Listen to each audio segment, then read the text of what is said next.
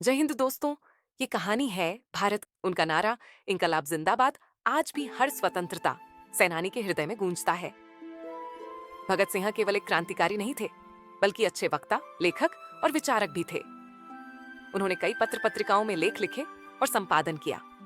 उनकी प्रमुख कृतियां हैं एक शहीद की जेल नोटबुक, सरदार भगत सिंह, पत्र और दस्तावेज और भगत सिंह के संपूर्ण दस्तावेज। भगत सिंह ने कभी अन्याय के आगे सर नहीं झुकाया। उनकी शहादत और विचार आज भी लाखों लोगों के लिए प्रेरणा है। उनका जीवन हमें यह सिखाता है कि देशभक्ति, साहस और दृढ़ संकल्प से बड़ी कठिनाइयां भी पार की जा सकती हैं।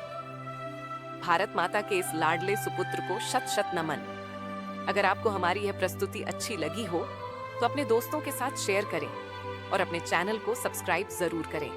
मिलते हैं कुछ और कहानियों के साथ।